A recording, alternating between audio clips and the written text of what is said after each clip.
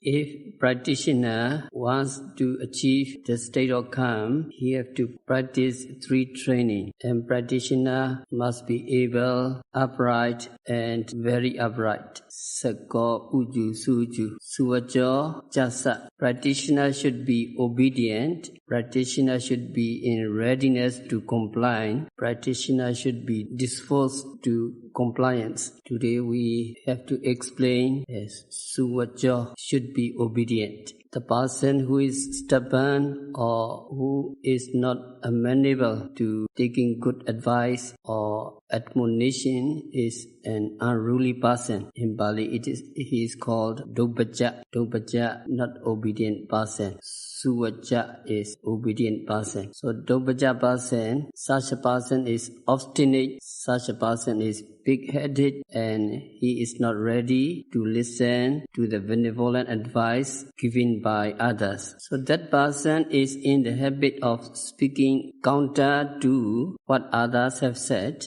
with a tendency to hold a contrary opinion. He may think of the other as being bossy. He did something wrong and other people admonish and others rebuked. When other people admonish, he behaves or react badly. When asked, he refused to admit his own fault. If he remains silent, it would cause mental distress to others. It would cause annoyance to others. Even though a person may admit his own fault, later he may continue to do wrong without changing himself. It is very difficult to change his genetic factor. So this also similar to disobedience. It also amounts to non-compliance. So the commentaries mention that such a person is remote or rather miles apart from achieving a special dharma. That person is inclined to disobey, and when other people admonish, he is likely to become angry, cannot be able to develop metta. It is really essential for a yogi to be obedient. If properly reflected,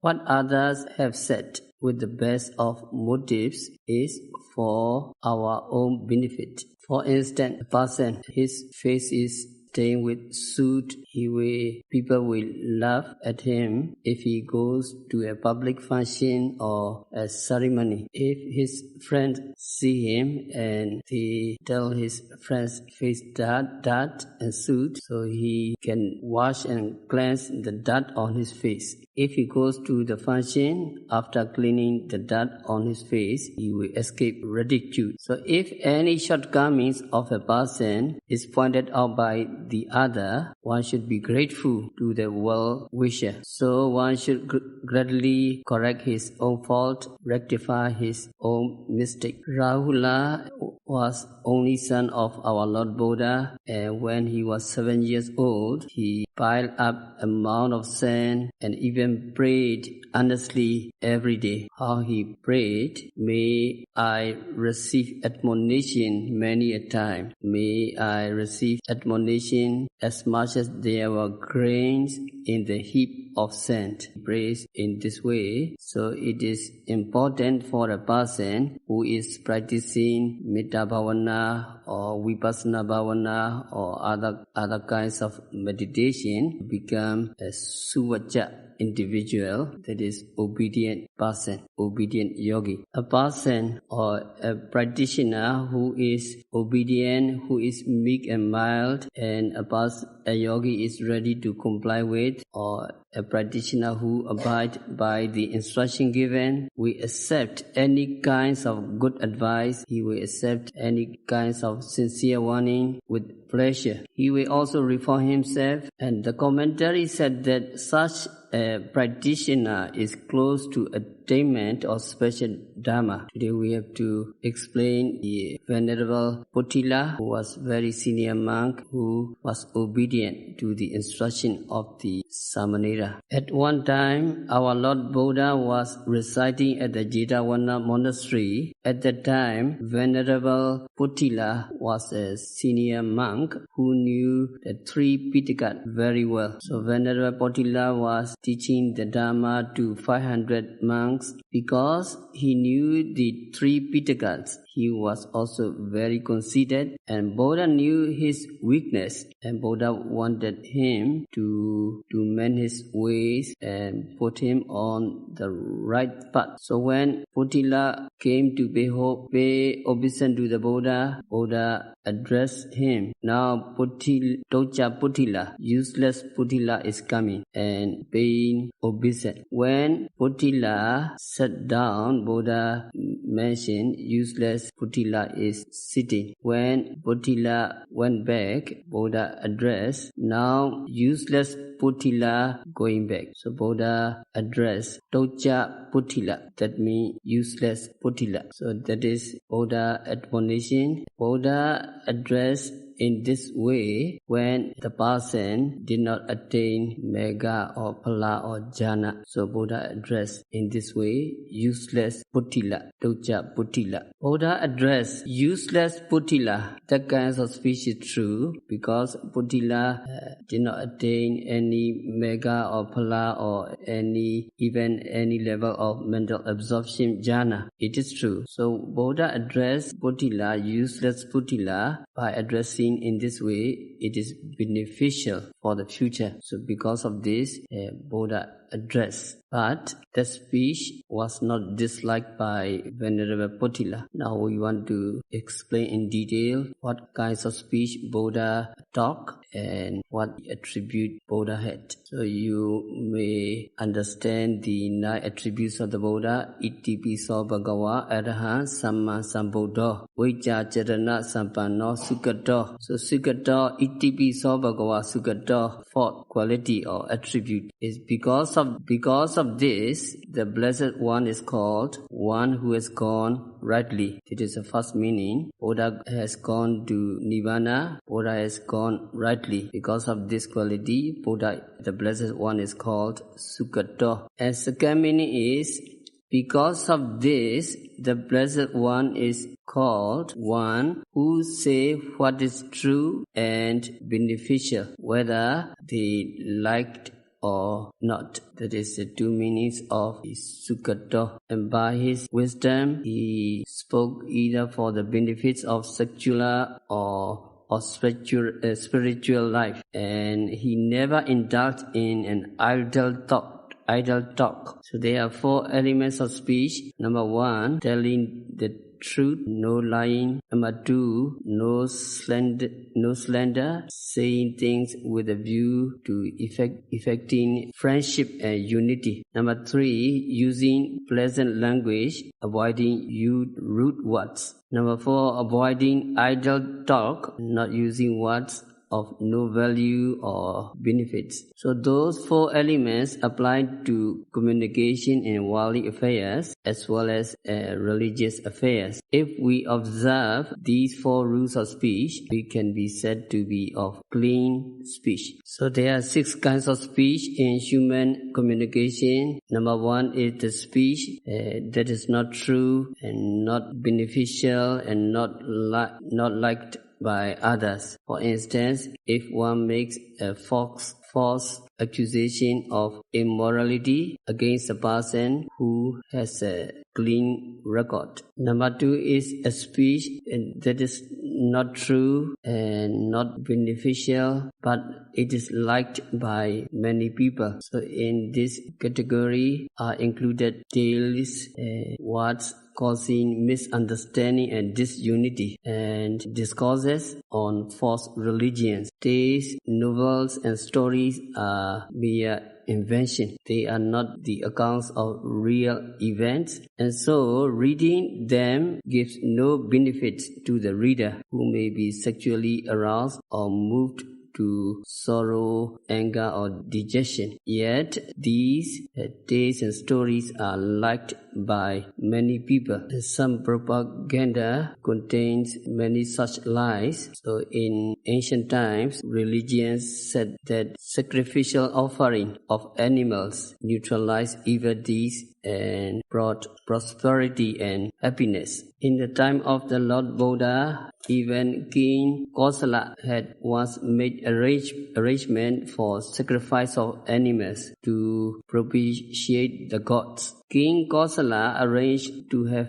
500 each of young cows, bulls, goats, and sheep killed and sacrificed. He arranged. At that time, at the instance of Queen Malika, the king Kosala approached the Buddha and submitted the case. And Buddha said that the killing the animals for sacrifice was detrimental and harmful to the king's interest. And Buddha said that on the contrary, if the animals were released and allowed to live, the meritorious deeds will bring him peace and happiness. The king Kosala realized his error and ordered the sacrificial animals released. There is no acceptable logic in killing animals for the purpose of obtaining prosperity and happiness for oneself. It is unreasonable to suppose that others' misery will bring about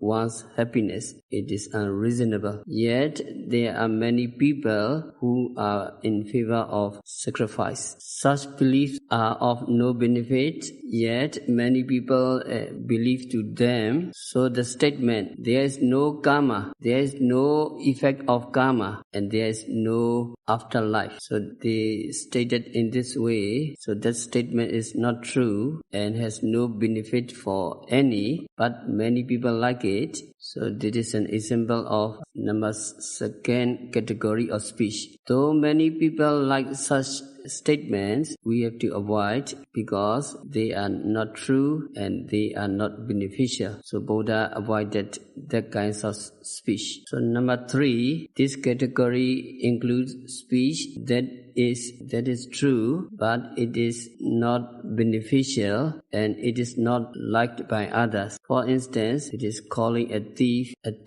calling a cheat, calling a blind person, you are blind. So this is true, but there is no benefit and it is not liked by the person concerned. So this kinds of speech was never used by our Lord Buddha. So number 4, the speech is true, but it is not beneficial, though liked by many people, such as political rumors and gossip, which may be true, which may be relished by many, but it is not beneficial for the practitioner. That speech will disturb the minds of the yogis. They cannot develop concentration and wisdom. So such kinds of speech was never used by our Lord Buddha. So number 5, that the speech is true and beneficial, though not liked by some person. So such speech is like this: in your previous existence, you have done a lot of bad deeds, and so you are now in misery. If you don't mend your ways, if you continue doing bad deeds, you will go to the lower states. This admonition is motivated by a kind wish for the welfare of the person concerned. This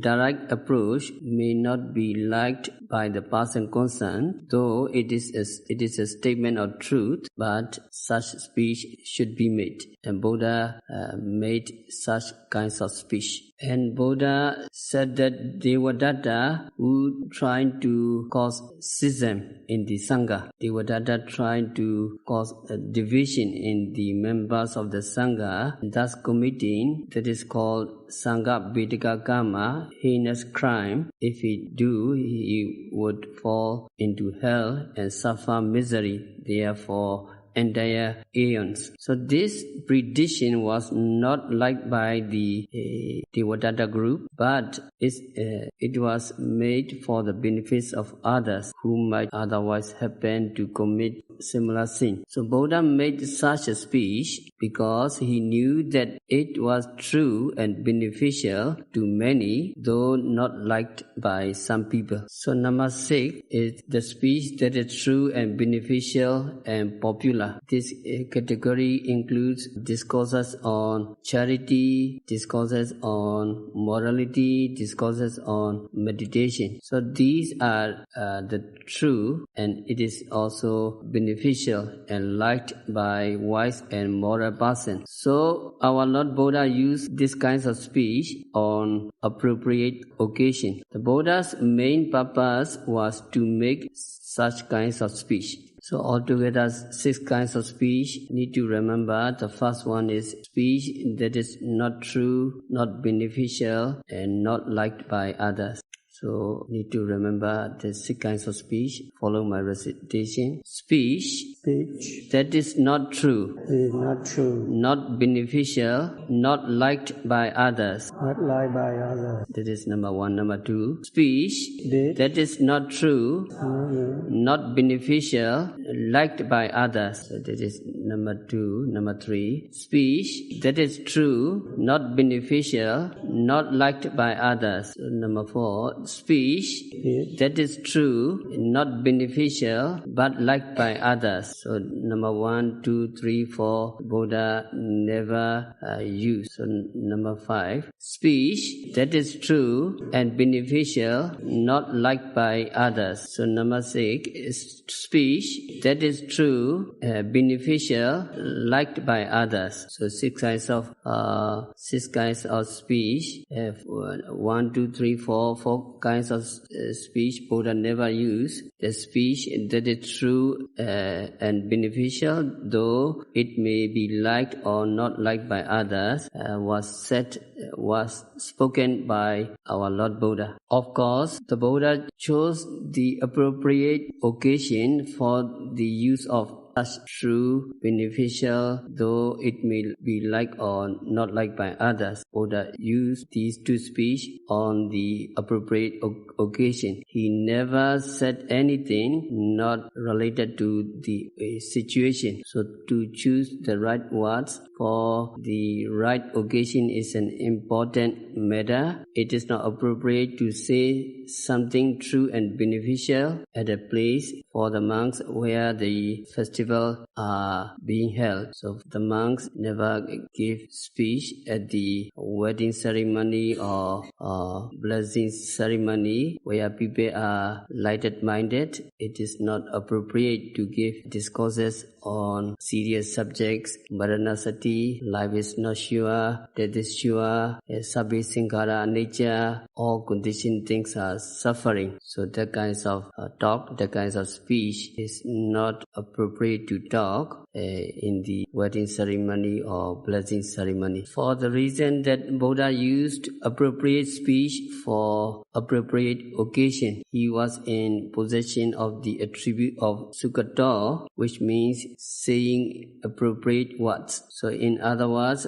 Buddha said what was true and beneficial to many, though it may be liked or may not be liked by some. So two meanings of the attributes of the Sayādaw attribute. Itipi so bhagava Sayādaw. Because of this, the Blessed One is called one who has gone rightly. And second meaning is because of this, the Blessed One is called one who say what is true and beneficial, whether they like or not. So we have to honor our Lord Buddha, who have the kinds of attributes Sayādaw. Follow my recitation. Itipi so bhagava Sayādaw. Itipi so bhagava Sayādaw. Because of this, the Blessed One is called one who has gone rightly. Because of this, the Blessed One is called one who has gone rightly. Because of this, the Blessed One is called one who say what is true and beneficial, whether they like or not. One who say what is true and beneficial, whether they like or not.